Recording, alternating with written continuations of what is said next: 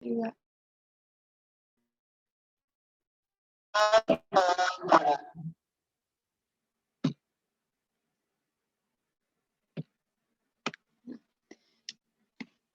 Bismillah. Bismillahirrahmanirrahim. Assalamualaikum warahmatullahi wabarakatuh. Nah, anakku sekalian yang Ustazah Ika banggakan, alhamdulillah hari ini berjumpa kembali dengan Ustazah Ika dalam pembelajaran Bahasa Indonesia dengan tema yang baru untuk hari ini. Anak-anakku sekalian, hari ini kita akan membahas tema baru yaitu tentang fabel.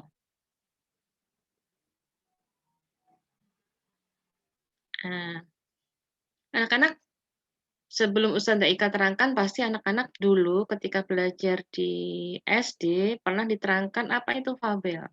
Untuk hari ini kita akan mereview kembali untuk mengenal lebih jauh apa itu fabel. Judulnya hari ini adalah mengapresiasi dan mengkreasikan fabel.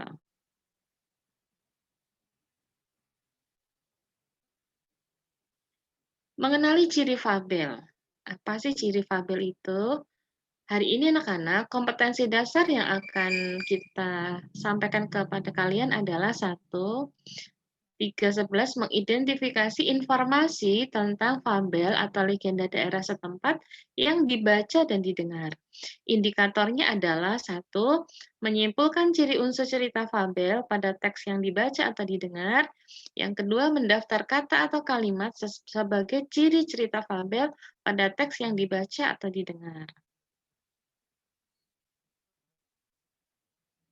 Nah, ini contoh fabel.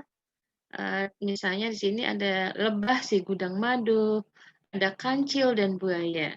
Ya. Kemudian dari contoh buku tadi, 2 cover yang kita kenalkan di awal, apa sebetulnya yang dimaksud dengan fabel? Ayo, siapa yang tahu atau siapa yang masih ingat apa itu definisi fabel? Ada yang tahu anak-anak? Nah, ini dia. Pengertian fabel secara etimologis, fabel berasal dari bahasa Latin fabulat. Cerita fabel merupakan cerita tentang kehidupan binatang yang berperilaku menyerupai manusia. Berarti kan dia bisa berbicara, ya, bisa tertawa, bisa menangis, intinya seperti perilaku manusia. Fabel termasuk jenis cerita fiksi. Anak-anak masih ingat ya, fiksi itu berarti kan khayalan atau tidak realita, tidak nyata dalam kehidupan sehari-hari. Cerita fabel sering juga disebut cerita moral karena pesan yang ada di dalamnya. Jadi pasti ada pesan atau hikmah ya anak-anak ya. Next. Ciri-ciri fabel, pertama, fabel mengambil tokoh para binatang. Yang kedua, watak tokoh binatang digambarkan seperti manusia. Ada yang protagonis atau bersikap baik dan antagonis atau tidak baik atau buruk. Yang ketiga, tokoh para binatang bisa berbicara seperti manusia. Yang keempat, rangkaian peristiwanya menunjukkan kejadian sebab akibat. Yang kelima, fabel menggunakan latar alam, sungai, kolam, dan lain-lain.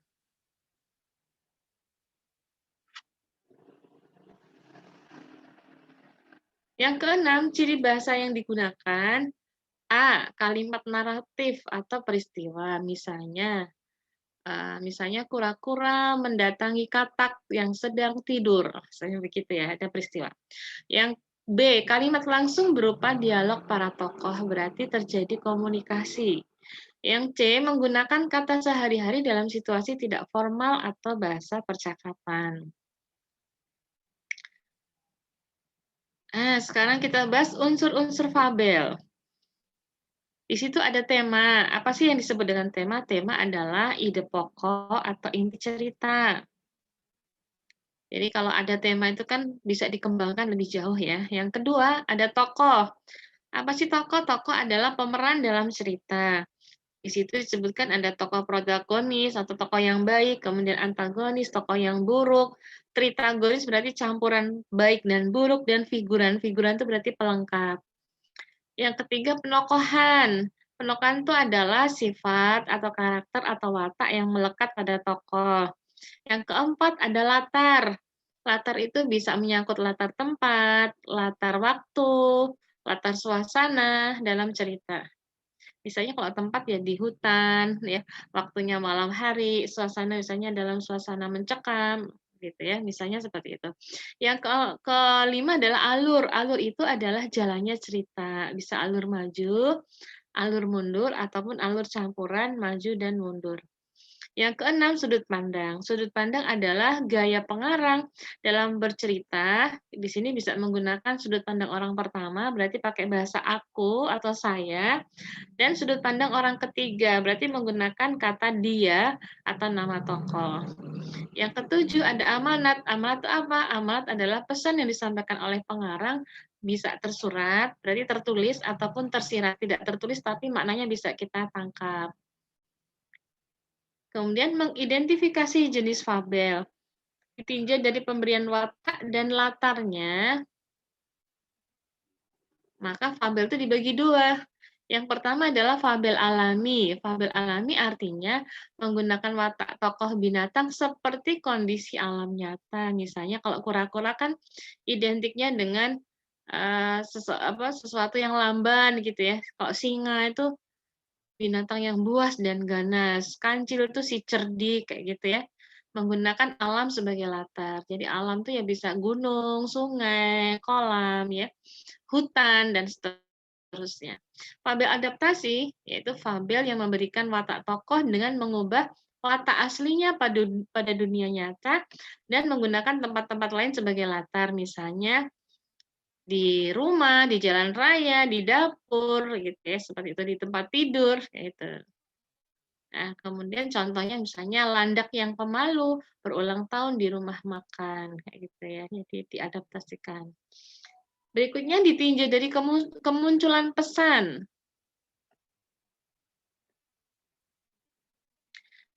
Nah, jenis fabel dengan koda. Apa sih artinya koda? Koda itu dimulai dengan pengenalan, pemunculan masalah, kemudian masalah itu memuncak, dan di closing atau ditutup dengan penyelesaian masalah, ditambah dengan pesan-pesan secara eksplisit.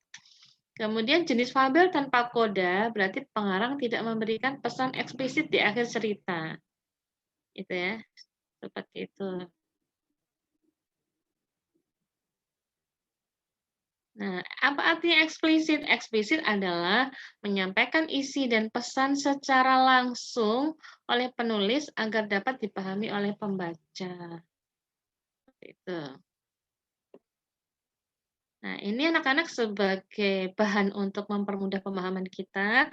Hari ini Ustazah Ika akan bacakan cerita ringkas dari binatang atau fabel, judulnya Sesama Saudara Harus Berbagi.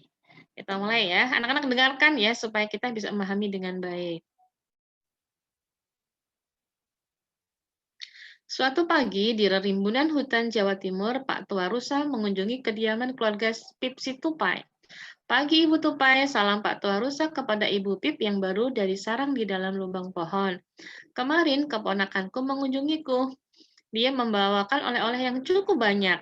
Aku ingin membaginya untuk para sahabatku. Ini kacang kenari spesial untuk keluargamu.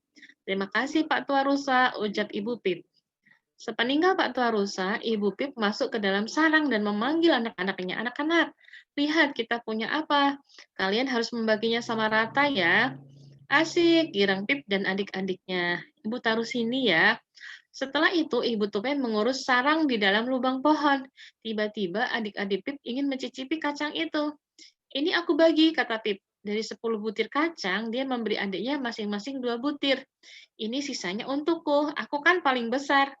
Tapi ibu kan pesan untuk bagi rata, kata Titu salah satu adik kembar Pip, diiringi dengan tangisan putih kembar satunya. Mendengar tangisan Putih, Ibu Pip keluar dan bertanya sambil terisak Putih menceritakan keserakahan kakaknya. Tidak boleh begitu, Pip. Ibu tadi sudah bilang apa? Tegur Ibu Pip. Kamu tidak boleh serakah. Tapi, Bu, aku kan lebih besar. Perutku juga lebih besar, sanggah Pip.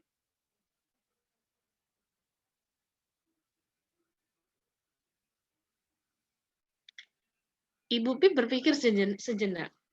Baiklah, Pip, kamu emang lebih besar. Kebutuhan makananmu juga lebih banyak. Tapi kalau cuma menurutkan keinginan dan perut, kita akan selalu merasa tidak cukup. Kalau begitu, ibu saja yang membagi ya. Memang tidak akan memuaskan semuanya. Ini ibu beri 4 untukmu.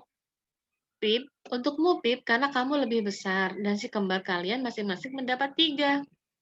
Jadi sambil belajar matematika ya nak ya, kan tadi jumlahnya 10 nih. Dibagikan Pip itu lebih banyak, si kembar masing-masing dapat 3 ya. Nah, Ibu Pip ngasih Pip 4, kemudian kepada si kembar masing-masing 3. Bisa dihitung ya, berarti berapa total semuanya.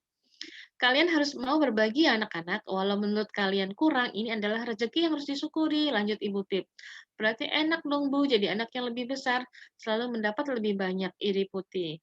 Ya, tapi perbedaannya kan tidak terlalu banyak kan, lagi pula kakakmu memiliki tugas yang lebih banyak darimu. Apa kamu mau bertukar tugas dengan Kak Pip? Tanya ibunya. Putih dan Tito membayangkan tugas-tugas Pip. Mereka lalu kompak menggeleng. Nah, begitu sesama saudara harus akur ya, harus berbagi. Jangan bertengkar hanya karena masalah sepele, kata Ibu Pip. Iya, Bu, angguk Pip. Ya, yuk kita makan kacangnya bersama, ajak Pip pada kedua adiknya. Ibu Pip tersenyum melihat anak-anaknya kembali rukun. Nah, sekarang dari seluruh rangkaian peristiwa tadi, anak-anak kita kemudian akan menjawab pertanyaan nih. Bagi anak-anak yang sudah memahami dengan baik tadi pasti bisa menjawab pertanyaan ini ya. Kita jawab bersama-sama ya. Daftar rangkaian peristiwa fabel sesama saudara harus berbagi. Di situ ada beberapa peristiwa ya, Nak ya. Peristiwa pertama, di situ kan digambarkan awalnya Pak Tua Rusa mengunjungi kediaman keluarga Pip si Tupai dan memberikan oleh-oleh berupa kacang kenari. Ada yang betul jawabannya anak-anak? Ya, alhamdulillah ya. Bisa ya. Yang peristiwa kedua, Pip membagikan kacang kepada si kembar dengan jumlah yang tidak sama. Anak-anak masih ingat ya jumlah jumlah dari kacang kenarinya ada berapa tuh tadi? Ada yang tahu? Ya, betul, 10 ya, 10. Nah, tapi awalnya kan anak-anak adik-adik si Pip dikasih 2 ya. Si kembarnya dikasih dua-dua, berarti jumlah yang paling banyak ada di Pip ya, ada di kakak kakak sulung. Kemudian peristiwa ketiga, Putih menangis karena keserakahan kakaknya. Peristiwa keempat, Bu Pip menjelaskan makna bersyukur dan berbagi kepada Pip dan adik-adik kembarnya. Kemudian juga sikap jangan memiliki sikap serakah. Itu pesannya Bu Pip ya kepada kita semuanya. Jadi ada 4 peristiwa penting ya anak-anak. Kemudian tokoh yang ada di cerita tadi siapa aja? Kita kenal tadi ada Pak Tua Rusa ya. Kemudian yang tokoh kedua ada Ibu Pip Tupai, tokoh ketiga Pip si Sulung, dan tokoh empat si kembar Titu dan Putih. Itu anak-anak ya. Selanjutnya, nah ini perbedaan watak tokoh pada fabel sesama saudara harus berbagi. Nah, kalau kita lihat dari cerita tadi, kita bisa menyimpulkan anak-anak ya, Pak Tua Rusa itu sifatnya adalah dermawan. Dari mana kita tahu ya dia berbagi makanan kepada ibu Pip sekeluarga. Itu menunjukkan kalau Pak Tuarusa itu orangnya dermawan. Kemudian Ibu Pip Tupai, bagaimana sih sifat atau watak Ibu Pip Tupai? Beliau ternyata orang yang bijaksana ya ketika mendengar aduan dari si kembar, kemudian memberikan respon atas sikap si sulung, maka beliau memberikan saran yang baik kepada anak-anaknya agar tidak serakah, agar bersyukur dengan rezeki yang sudah diberikan Tuhan atau Allah kepada kita ya. Kemudian pengertian adil tidak harus sama sama jumlahnya ya, seperti itu sesuai dengan kebutuhan. Kemudian Pipsi Sulung karakternya adalah rakus ya, dia mau mendominasi makanan ya. Nah, kemudian si kembar Titu dan Putih itu mengalah. Itu ya anak-anak ya, perbedaan watak tokoh masing-masing. Berikutnya, nah sekarang struktur fabel. Bagaimana struktur fabel? Nah, di situ ada orientasi. Orientasi itu kalau dalam cerita nih anak-anak ya, pasti kan ada dari awal ya, tengah sampai akhir itu kan ada bagian masing-masing ya. Orientasi itu awal cerita itu dimunculkan. Di situ pasti kita dikenalkan tokohnya, latar tempatnya, latar belakangnya, terjadi peristiwa dan ada waktunya. Kemudian komplikasi. Komplikasi kan berarti artinya kompleks. Artinya itu adalah munculnya persoalan atau permasalahan. Dan anak-anak sebuah cerita itu menjadi hidup ketika ada konflik ya, ada konflik atau ada permasalahan. Kemudian yang ketiga, tahapannya apa? Setelah permasalahan itu memuncak, timbullah namanya resolusi. Resolusi itu apa? Jadi masalahnya mulai reda atau muncul solusi dari masalah.